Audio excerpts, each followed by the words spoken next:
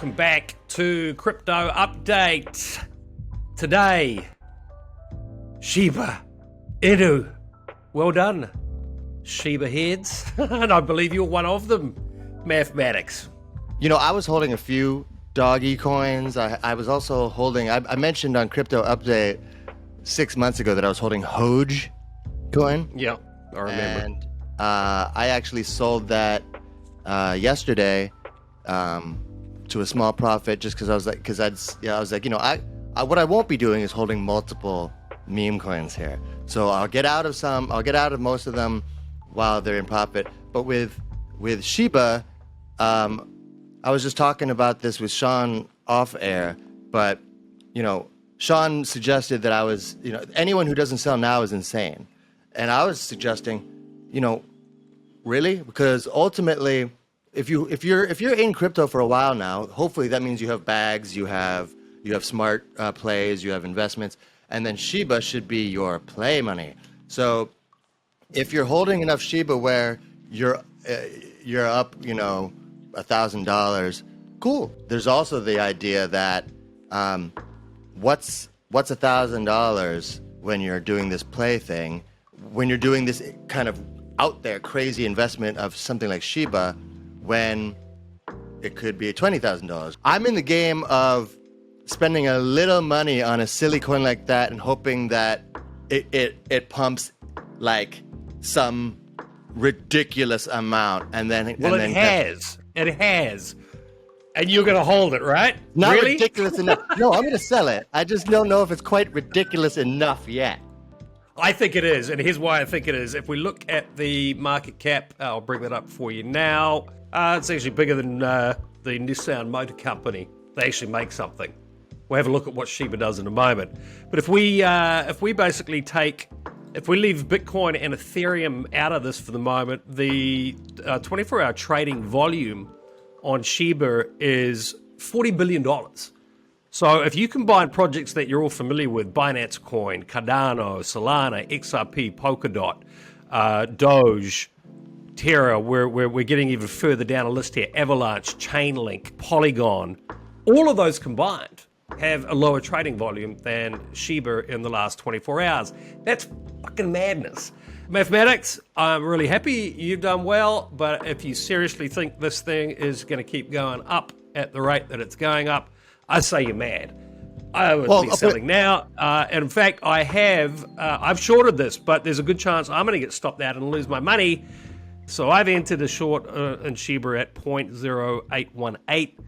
My liquidation price is 0.097. Currently, that's looking all right for me. 10 minutes ago, before we jumped on air, I was down over $1,000. I'm now up. So look, it's going to be interesting to see what the price of this thing is by the time we finish the show.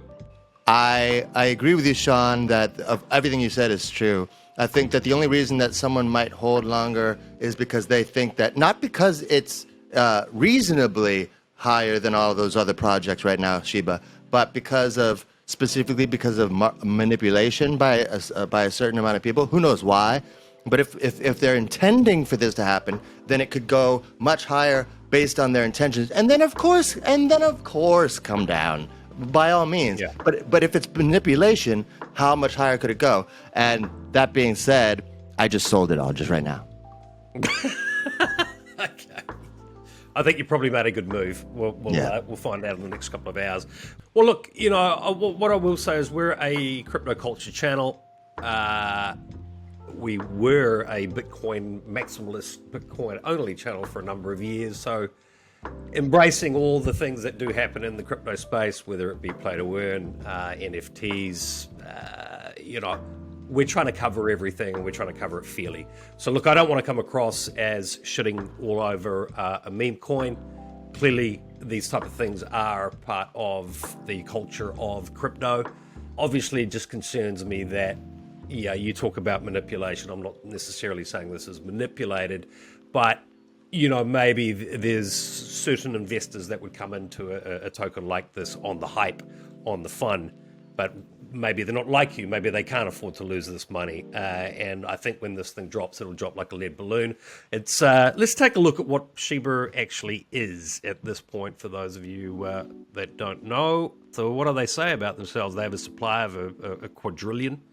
The founder, Aoshi, has locked 50% in Uniswap. Then he burned the other half and gave it to Vitalik, who I believe passed that on to a charity in India. And believe it or not, Shiba was actually the most traded coin in India yesterday. It had a volume of about 450 million, which is pretty big for that market.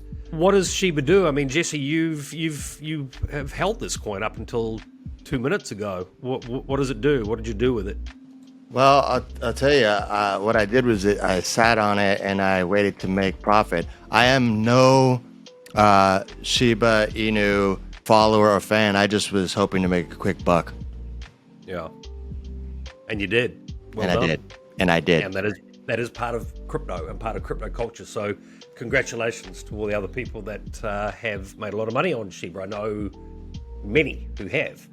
Look, once again, I don't want to be negative on any coin. I understand that's not cool when some of you out there are holding them. But what I will say is, for me, when I see these meme coins popping off like this, it does concern me. Maybe we are sort of entering the latter stages of this bull market. I still think we've got plenty of very big legs up.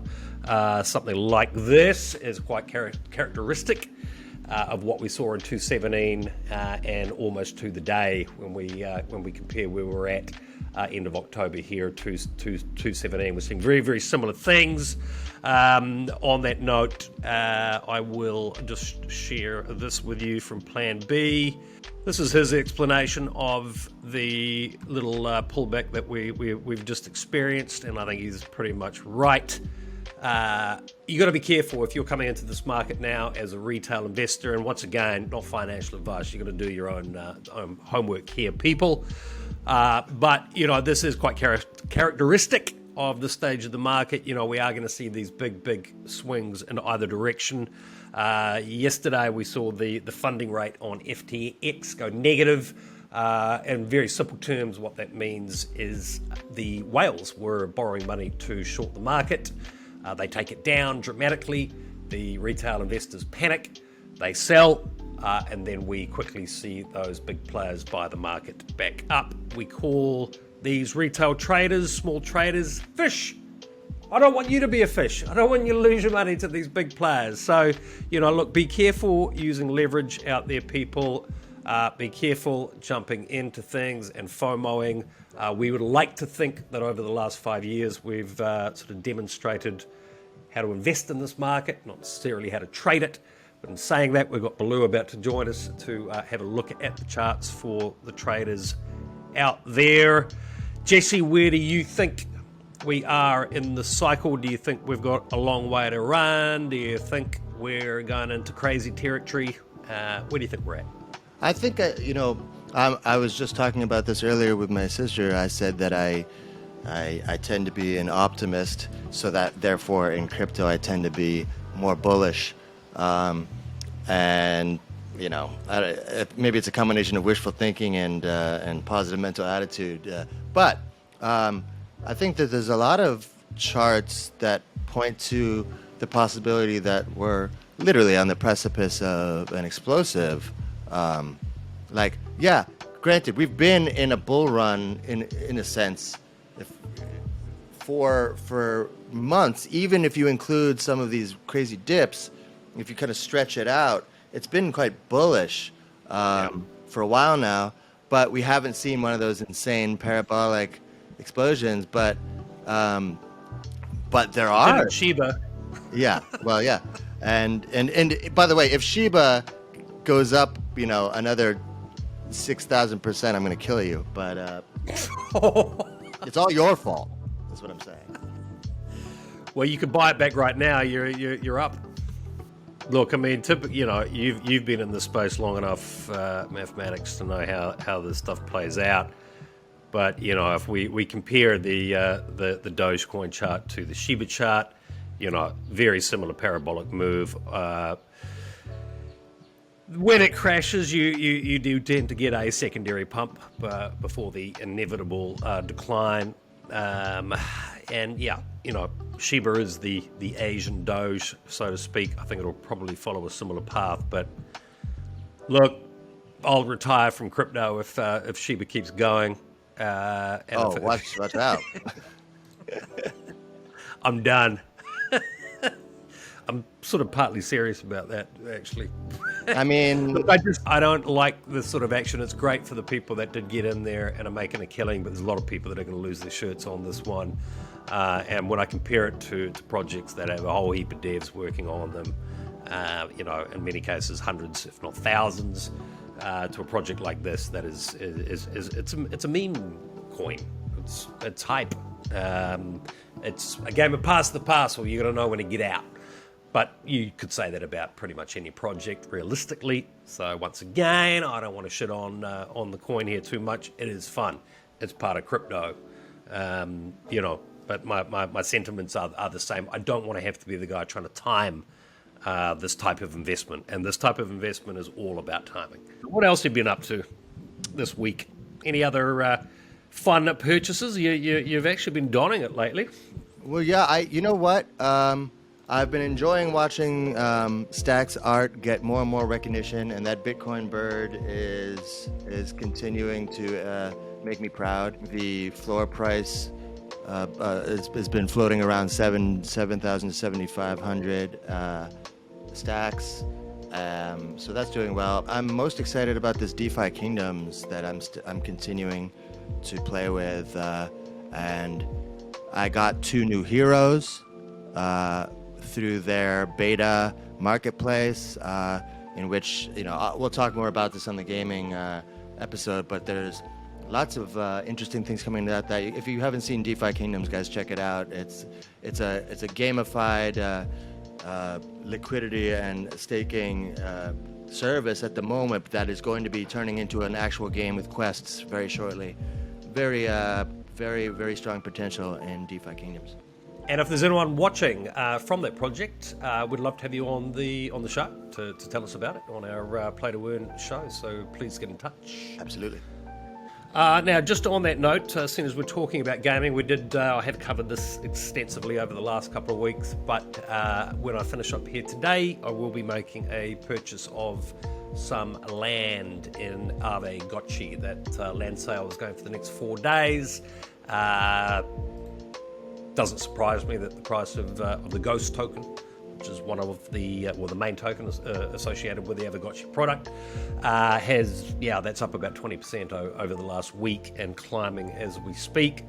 So yeah, go check it out. It is a play to earn project, and it's just a great all round DeFi gamified project also. So yeah, 2 that we're big fans of right there, people.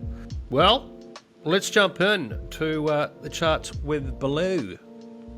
Here we go. All right, Ballo, welcome back, sir, for a little quick bit of TA with us. Leanne will be back with us next week, people, but we've got the wonderful Ballo, special guest star Short today. and sweet. Yeah, so Jesse and I have been debating Shiba Inu. I shorted it, got a pretty nice entry as it's turned out at 0.081. We're down around the 0.067 figure at the moment. Could we have a quick look at the Shiba chart? Give us your thoughts on what's going down here. Yeah, I mean, I can show you, I guess. We've lost you there, buddy. Don't see your screen. Yeah. Just give me a sec here.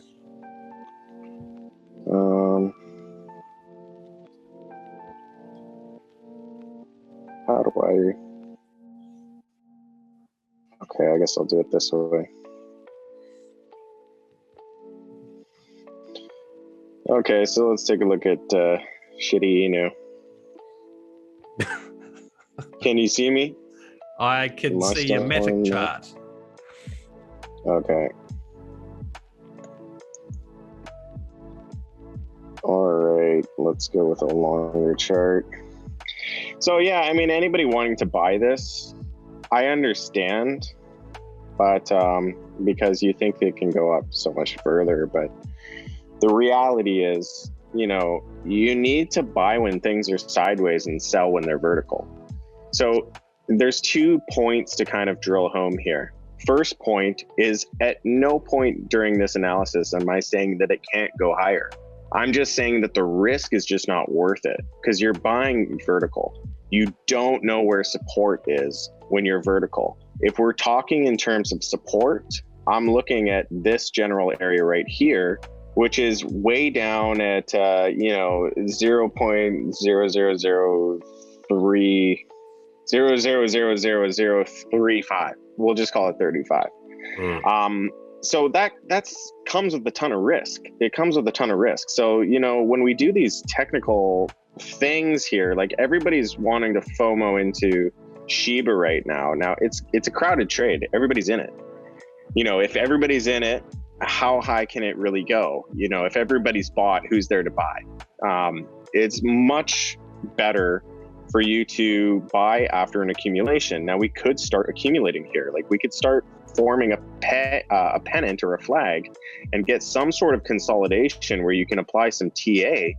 And then if we break bullish of that flag, yeah, we're off to the races. That's exactly what happened down here. As soon as you broke the pennant, that was the point at which you get in on a long. Noobs are piling in.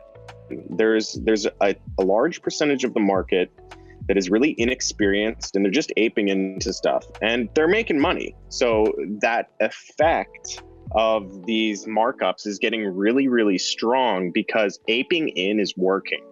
Now, this is how bubbles form. This is how blow off tops happen because people get into this complacency where they can just ape into projects. They see a big green candle, they jump in and it keeps going up. This is exactly what gives crypto its kind of cyclical nature. This is what gives it its blow off top momentum. This is what gives it its overvaluations.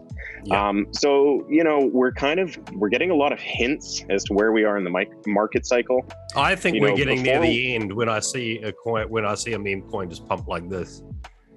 Yeah, and it's kind of giving me some points. The sentiment is really, really bullish. Now, when sentiment is high and sentiment is bullish, leverage piles up, risk goes out the window, and you have a lot of kind of, market buy and don't sell culture that's building. And yes, that does kind of mark the market up as a whole. A lot of assets will appreciate in value under these types of conditions. But to be perfectly honest, it's not what I want to see. It's not what I want to see at all. Let me just pull up a Bitcoin chart. I'm actually going to pull up the long chart on Bitcoin. Bitcoin's index is what it's called. And I'm going to go to the monthly and we're going to take a look at, I'm going to go to the logarithmic and we're going to make some comparisons to the 2013, 2014 cycle and kind of just have something to have in the back of everybody's mind. Okay. So here was kind of the 2013 run. You had the Bitcoin's inception. I mean, this just came to the market and nobody knew what to do with it and it marked up really, really quickly. And then we had another run here where it was a double run, right? We had a double pump run, similar to what we have here. We came up, came back down, and people are expecting another pump. Now, the thing to take note of is the fact that we had a really aggressive move to the upside here that was like 1, 2, 3, 4, 5, 6 candles long. And then we had another one here where it was great gain strength here, 1, 2, 3, 4, 5, 6 candles long. This, the peak of the mid-cycle peak was in April here in 2013. And the peak of the mid-cycle peak here was also in April as well. Now, from April, there was 1, 2, 3, 4, 5, 6, 7 months of reaccumulation before a move up. So we go over here, 1, 2, 3, 4, 5, 6, 7 months. This is October here, where we broke the structure and had a breakout of this consolidation, which is exactly what we're seeing right here. So we're pretty much following the trajectory of Bitcoin very, very closely.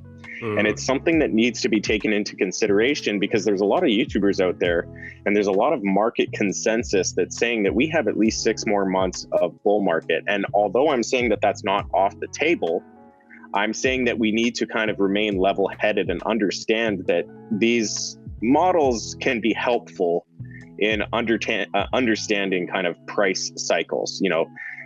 The crypto market is very cyclical, so you can have these periods of overvaluation that do need to correct, and the corrections are really severe. This correction right here was really severe for a lot of people's portfolios, and this was just a mid-cycle correction.